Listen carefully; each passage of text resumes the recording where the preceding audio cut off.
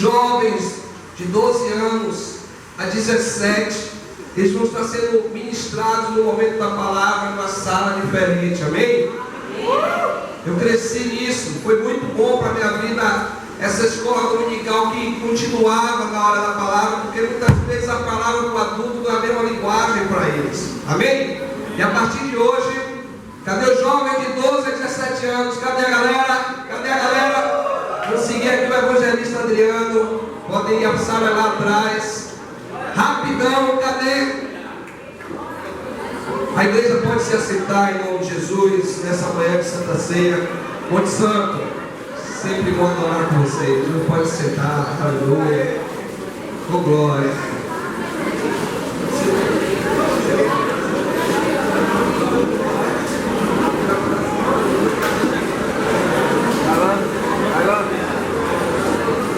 Continue na mesma sintonia com o Espírito Santo de Deus.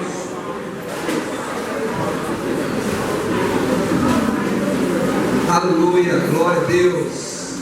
Você pode, nesse momento, abrir a sua Bíblia comigo.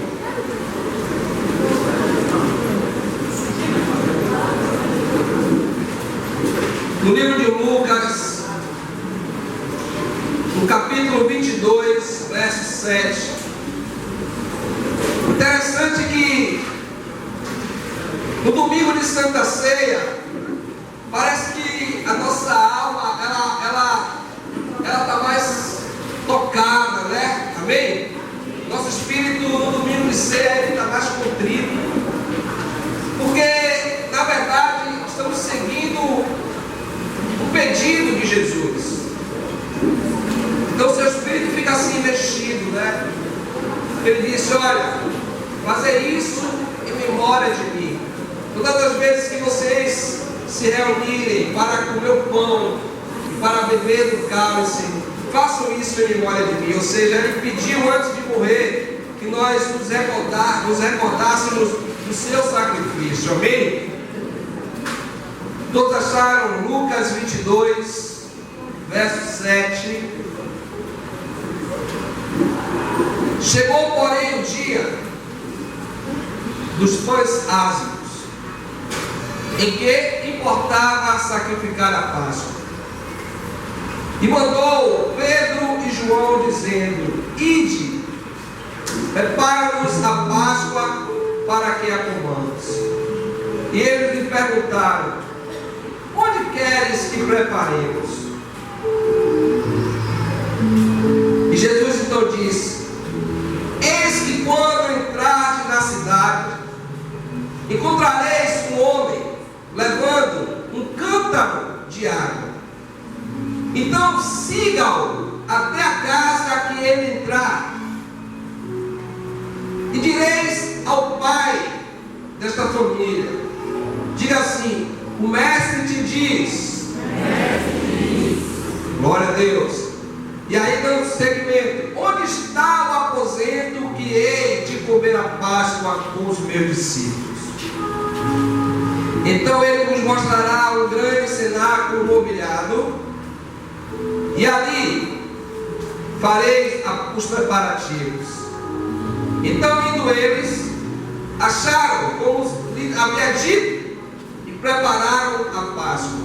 E chegada a hora, pôs a mesa, e ele com os 12 apóstolos se assentaram. Precisamos entender, igreja, o desejo de Jesus revelado nesse momento, um grande desejo de se assentar e comer a ceia com os seus discípulos. O mandato dele foi algo que Pedro e João, é isso mesmo, Pedro e João que ele mandou? Isso, Pedro e João, talvez, Paulo, pudesse até questionar a Jesus, como muitas vezes nós questionamos o pedido, o mandado do nosso líder, do nosso Senhor, de alguém que está sobre nós, porque ali havia uma tradição que estava totalmente contrária. Um homem com um cântaro na cabeça era algo que não acontecia naquele tempo. Quem levava o cântaro na cabeça geralmente eram as mulheres.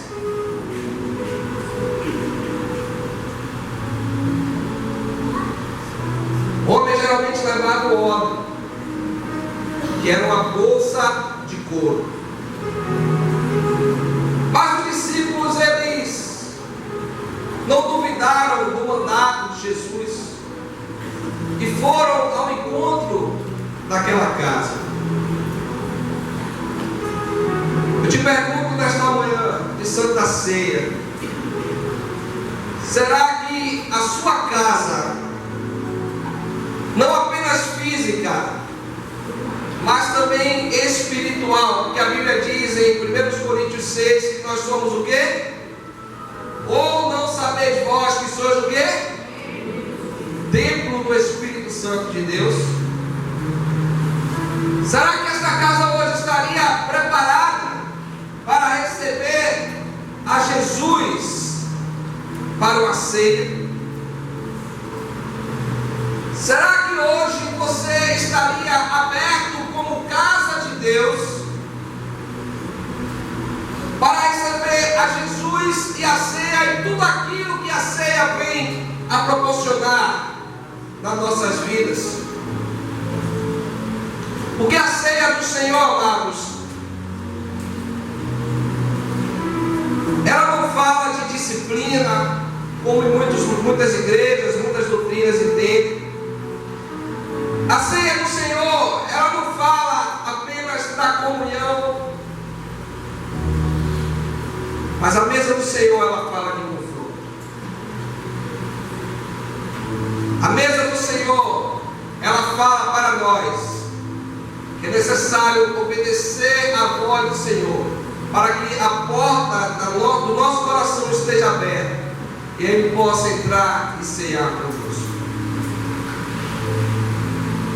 No livro de Apocalipse, muito interessante, ele diz: olha, eis que estou à porta aí,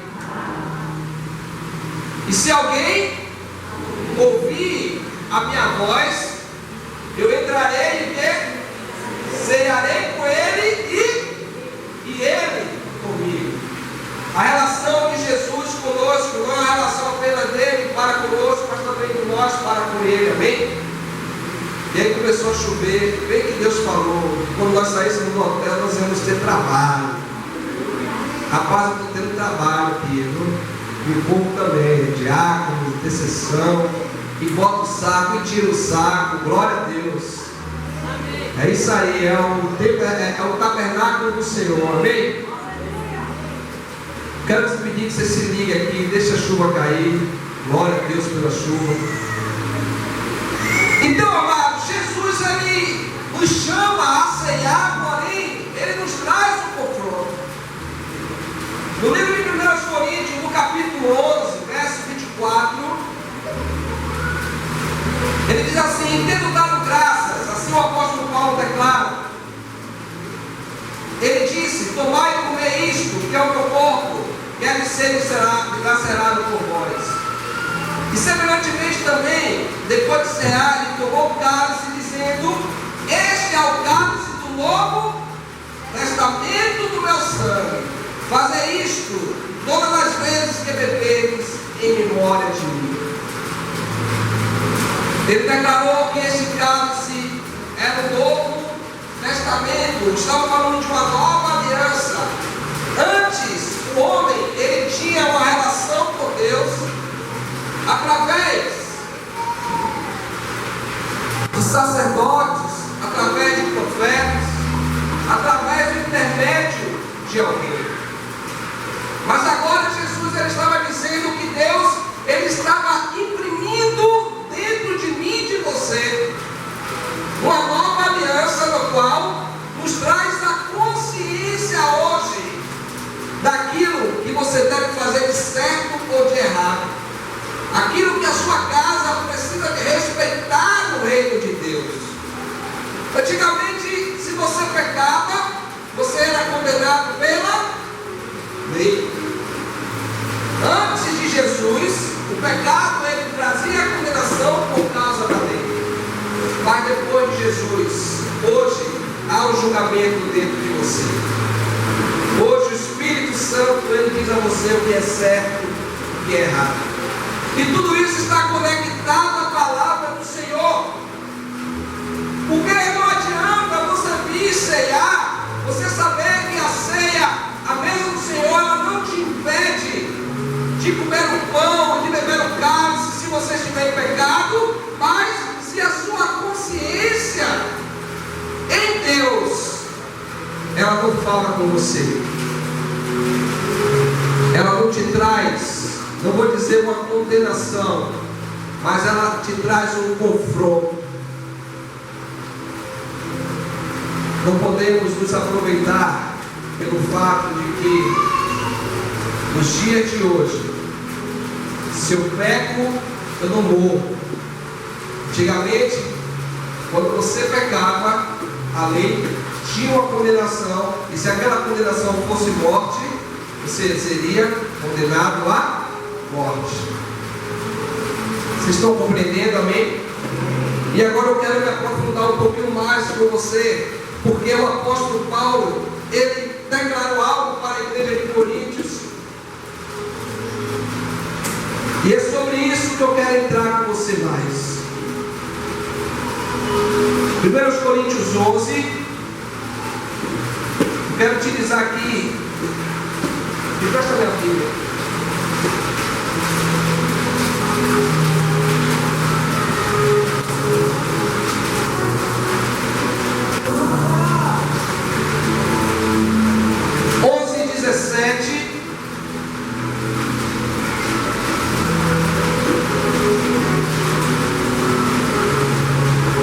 Vejamos bem como o povo de Coríntios, eles não estavam entendendo a importância da mesa.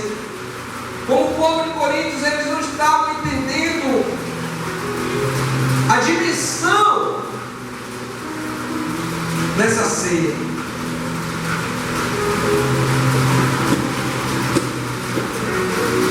Aí ele diz assim, o apóstolo Paulo ministrando a igreja de Coríntios: nisto, porém,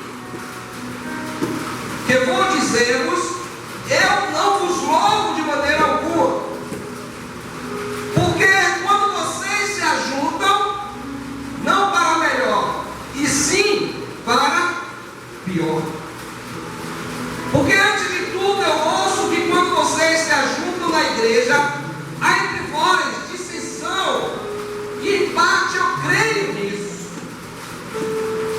Ele estava falando para a igreja que, olha, não adianta vocês se juntarem na comunhão se no meio de vocês existe fofoca. Não adianta vocês se ajuntarem na comunhão se no meio de vocês um olha para o outro com olhar de altivez.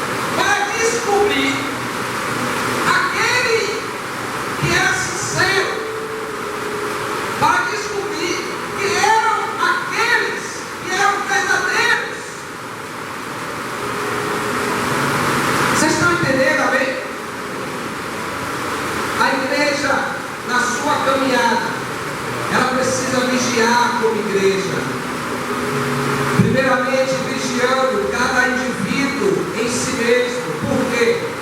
Porque a gente pode chegar a um certo ponto como igreja de não saber mais o que é certo e o que é errado. Está simplesmente vindo ao domingo automaticamente, sem saber a diferença do que é adorar, do que não é adorar, sem saber a diferença do que é receber de Deus e receber do diabo. Vocês estão compreendendo, amém? Então Paulo está falando aqui para eles: olha, no meio de vocês foram montadas heresias para descobrir no meio de vocês quem são os irmãos sinceros. As tramas que o diabo traz entre nós, amados, que nós precisamos estar vigilantes. Quantas vezes nós caímos nesses laços do inimigo? Porque muitas vezes você cai na trama e trama contra as pessoas, não conscientemente, amém? Mas se estivermos vigilantes, vai ser muito mais difícil de cair nesses laços do diabo. Irmãos que se levantam contra irmãos e vêm e tomam a ceia com a cara mais limpa. Irmãos que se levantam contra outros e chegam à mesa em santidade com Deus. Só que o apóstolo Paulo, ele estava repreendendo a igreja, ele estava começando a falar sobre a ceia do Senhor, e ele começa a repreender a igreja em relação ao quê? A comunhão, em relação à forma que eles estavam caminhando uns com os outros.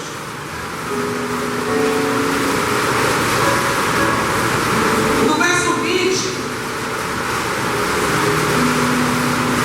de sorte que quando vos ajunteis no lugar, não é para comer a ceia do Senhor, porque comendo cada um toma antecipadamente a sua própria ceia, e um tem fome e outro acaba se embriagando. Repita comigo: a ceia fala de comunhão com Deus e comunhão com a igreja. Sabe o que estava acontecendo aqui? Estava aquela mesa farta da ceia, porque eles comemoravam junto com a ceia memorial. A igreja de Coríntios comemorava a ceia ágape, né? Era chamada a ceia da fraternidade. E nessa ceia havia cordeiro, ervas amargas, havia o vinho, né? E não é esse vinho que você vê aí no mercado, o rabo de galo, não, amém? É uma fermentação própria da uva, chamada de tirós. E eles comemoravam, comendo e bebendo, mas o intuito maior daquela comemoração era a comunhão entre os irmãos, era uns aos outros, estar juntos, né? Presta bem atenção aqui, amém? Deixa qualquer coisinha de novo falando, como Jesus. E o intuito maior era isso. Só que havia irmãos que quando chegavam para a ceia, eles comiam tudo, não deixavam nada para ninguém. Havia irmãos que quando chegavam para a ceia, dobravam no vinho assim, e aí ficavam embriagados. E essa ceia começou a virar uma dissensão na igreja. Essa ceia começou a trazer divisão na igreja. Só que o corpo de Cristo, quando ele foi partido, o corpo de Cristo, quando ele foi dilacerado, ele foi para trazer unidade. Amém? Ele foi para amalgamar um com o outro, para grudar um no outro, para fazermos de nós um em Cristo. Se você toma ceia em divisão, talvez seja até pior do que tomar em prostituição. Vocês estão entendendo? Porque, amados, ele chama a atenção da igreja para esta divisão. E tudo aquilo que a Bíblia nos chama a atenção, nós temos que colocar a nossa atenção em cima da Bíblia. Vamos um pouco mais além, amém?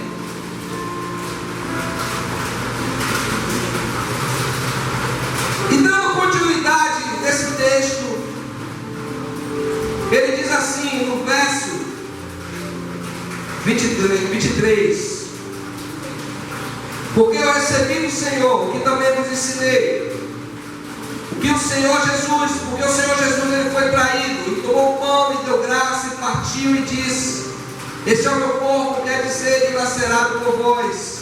Semelhantemente, ele tomou o cálice, e disse: este é o Novo Testamento do meu sangue, e fazer isto em memória de mim. Porque todas as vezes que você comer este pão, beber este cálice, você anuncia a morte do Senhor, até que ele venha.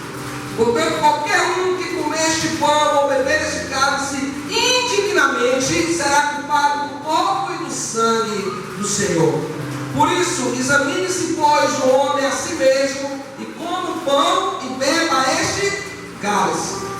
Até aí, se pensava que o examinar o homem a si mesmo é você olhar para dentro de você e ver qual foi o pecado que eu cometi esse mês. Antigamente eu fazia assim na Assembleia de Deus, né? Eu parava, ficava tentando me lembrar, Luciano, os pecados que eu cometi no meio, para poder pedir perdão a Deus. Isso é sério.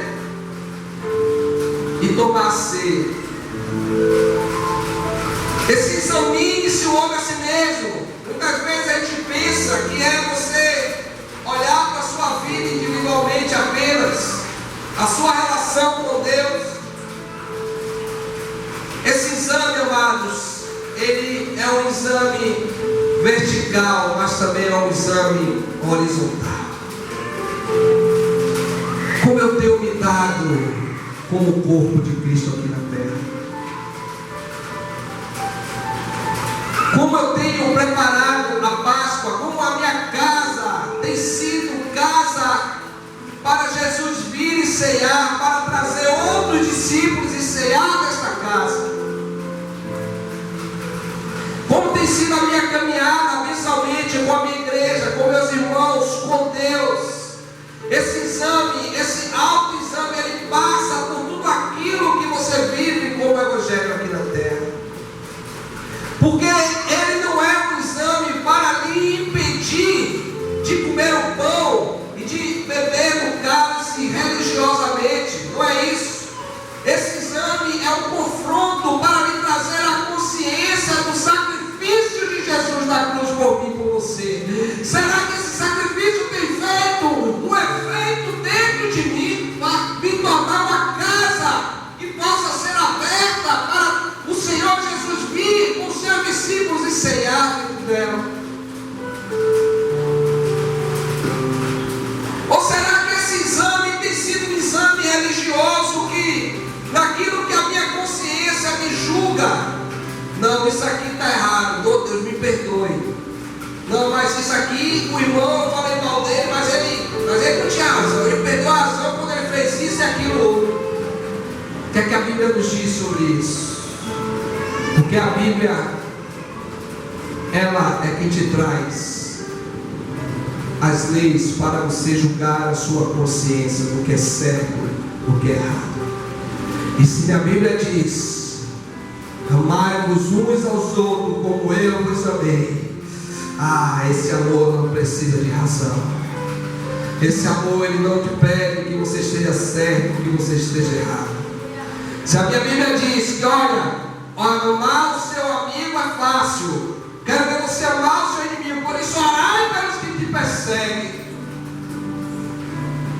Será que eu tenho me dado no meu trabalho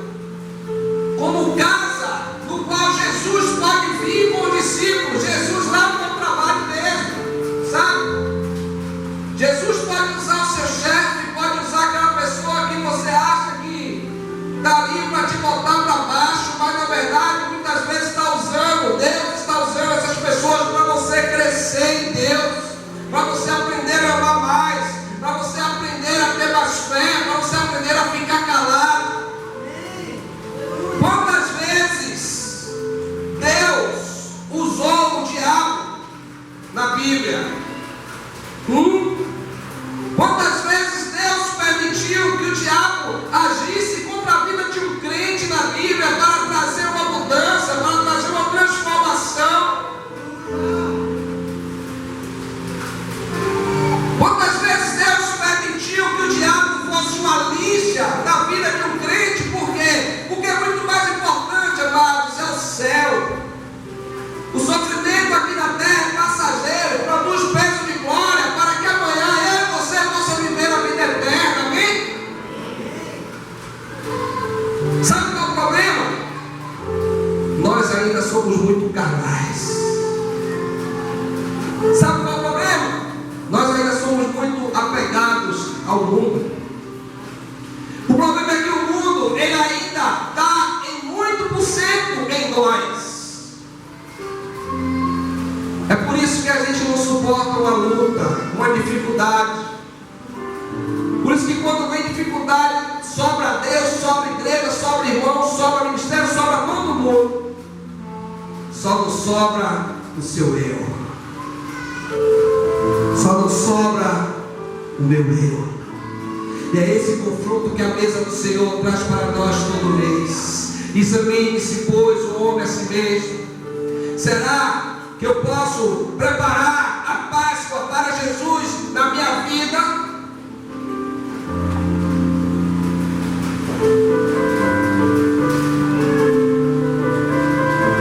Quando Jesus falou do cântaro, homem com cântaro na cabeça, de primeira já era para João e Pedro dizer: Jesus, que história é essa? Homem com cântaro na cabeça?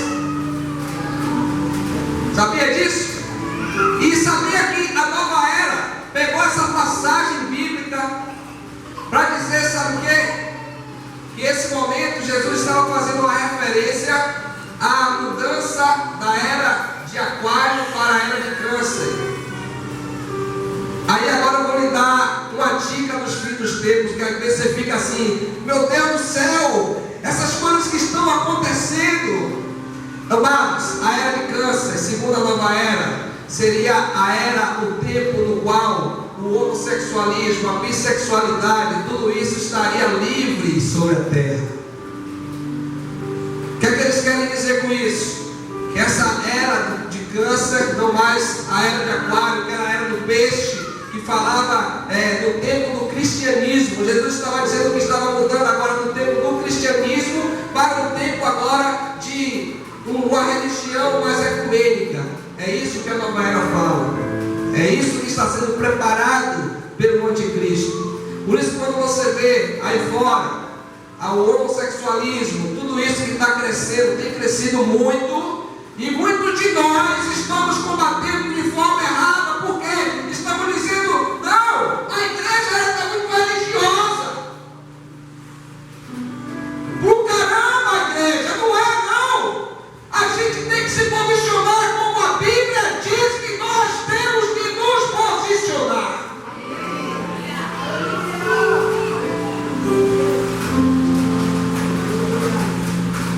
Primeiros Coríntios 6. Mentirosos, roubadores, ladrões, afeminados não entrarão no reino de Deus. Aí os pastores estão com medo de ir para a prisão por falar isso. Paulo passou 70% da sua vida cristã na prisão. A coisa não vai aliviar, igreja. Igreja, a coisa não vai aliviar. Quanto mais próximo da volta do Cordeiro, mais luta para a igreja, mais dificuldade para a igreja. Mas eu quero dizer para você, é uma igreja mais posicionada, uma igreja mais cheia do Espírito Santo, uma igreja que não pode deixar os seus princípios para trás, porque aumentou a iniquidade, o amor está esfriando, o amor do mundo, mas o amor da igreja precisa aumentar cada dia mais em nome de Jesus.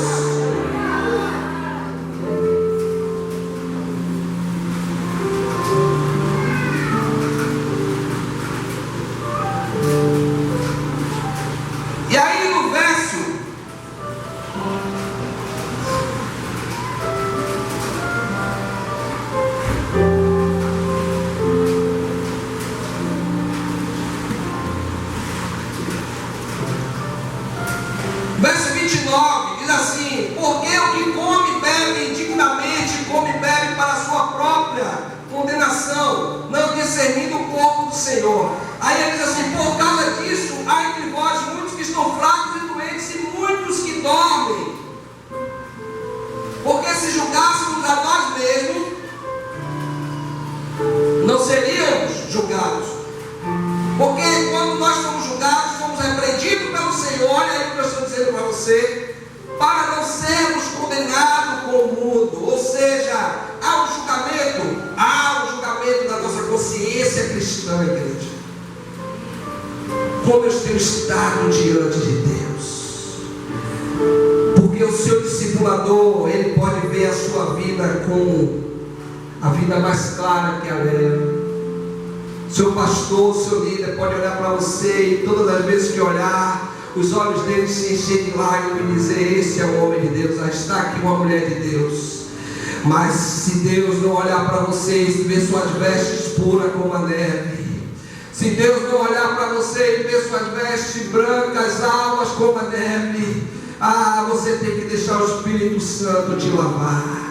Porque a única sujeira, na verdade a única mancha que tem que ter nas suas vestes, é a mancha do sangue do Cordeiro.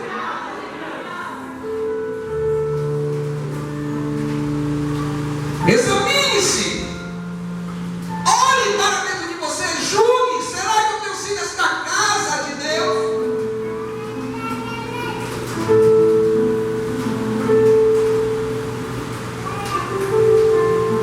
Por isso que há entre vós muitos que estão fracos e doentes, porque não deixaram que esta mesa lhe confrontasse, e foram afastados até mesmo pelas dissensões, pelos problemas da igreja. Irmãos, quantos irmãos deixaram de congregar por causa de fofoca e agora estão fracos e doentes? Quantos irmãos deixaram de congregar porque foi problema com líder, problema com o ministério, problema assim, assado, e agora estão fracos e doentes, afastados da mesa do Senhor? Examine-se o homem a si mesmo, porque você não pode se afastar dessa mesa por causa de ninguém, porque você tem que olhar para o Cordeiro. É Ele, é Ele, é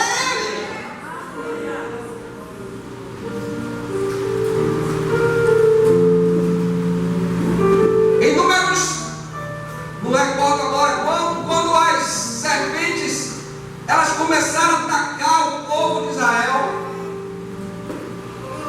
por causa do quê? Da murmuração e da rebeldia do povo. Foi assim ou não foi? Sim ou não? Sim ou não? Nós começaram a atacar o povo de Israel. Aí Deus, em alusão a algo que aconteceria no Novo Testamento, Deus diz: olha, Moisés, faz uma serpente de bronze e levanta essa serpente no deserto, e todo aquele que for picado, todo aquele que estiver envenenado, todo aquele que estiver em estado de morte, e olhar para essa serpente de bronze, ele será o quê? Curado, amém? E aí o povo olhava para a serpente e era curado. Aí 2000 anos e pouco, Jesus depois diz assim, lá em João 3, assim como Moisés levantou o quê? A serpente no deserto, todo aquele que olhar para o Filho do Homem quando ele for levantado, será o quê? Atraído a ele. Eu quero lhe perguntar nesta manhã: quem te atrai a este lugar? É o ministério? É o apóstolo? É apóstolo? É o pastor? Quem te atrai a este lugar? É o Cristo vivo que foi levantado na cruz. Então você tem que olhar para Ele, para você ser curado, para você ser liberto, para você ser transformado, para que venha um exame sobre a morte dele, sobre o sacrifício dele. Este exame venha na sua vida e você abra a sua casa, a sua vida e diga: Jesus, vem cear dentro desta casa,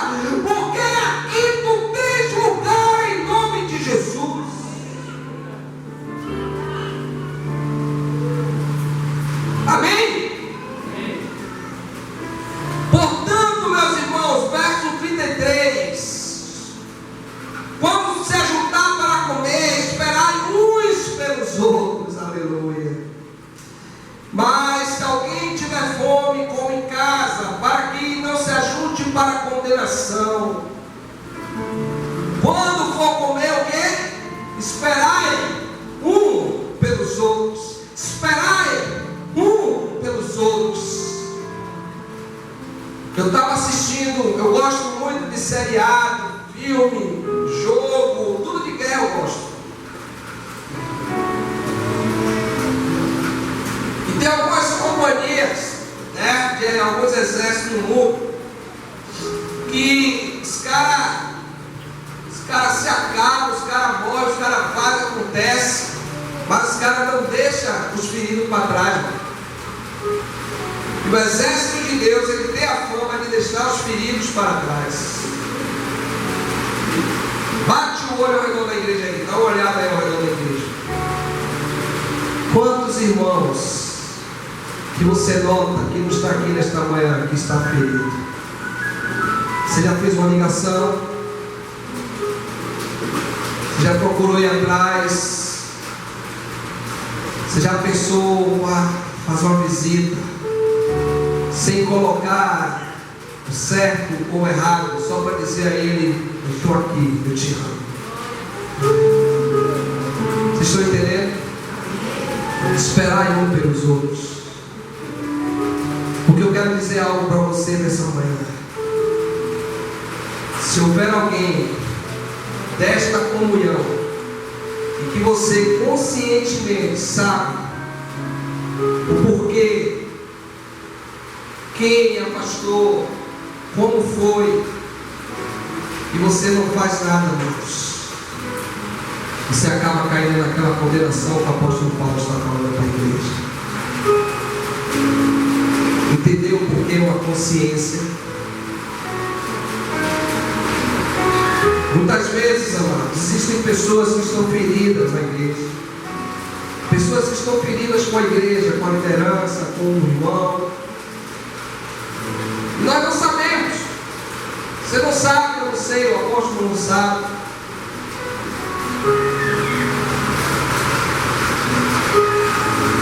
Mas assim que a gente fica sabendo,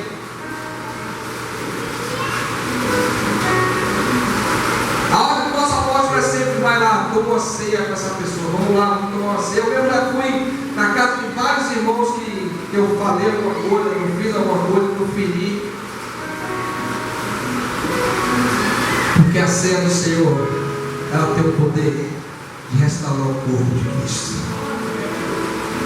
É por isso que ela é uma ordenança, e uma ordenança que praticamos todos os meses. Em algumas igrejas, principalmente apostólicas, em toda reunião tem ceia.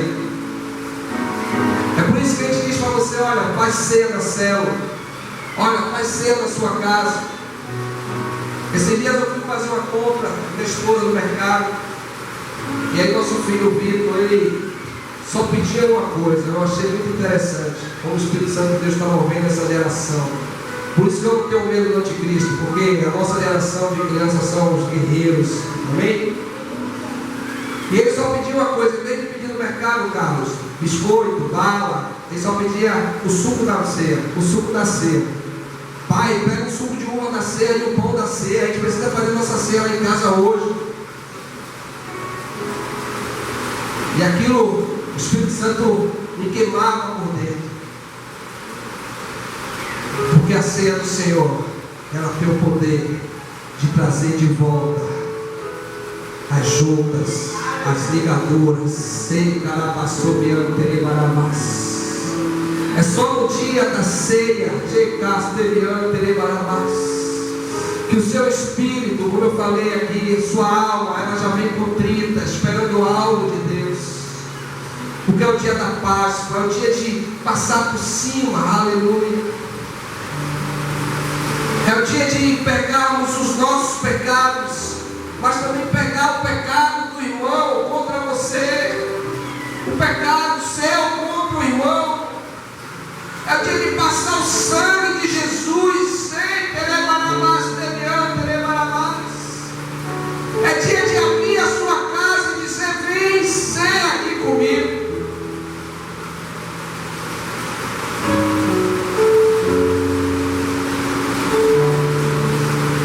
E assim, amados, o sacrifício dele não será em vão. Porque se você não se examina, você vem à mesa de qualquer jeito. Que eu deixo bem claro nessa manhã, eu não estou dizendo a você que o pecado te impede de vir à mesa, não. Porque você precisa se alimentar realmente de Cristo para vencer certos pecados na sua vida. Você precisa comer na ceia para ficar fortalecido realmente. Mas não venha de qualquer jeito. Pegue na sua consciência, olhe como está a sua caminhada vertical com Deus e horizontal com seus irmãos, com sua igreja. E mude em nome de Jesus. Vou pedir aos diáconos que preparem os elementos.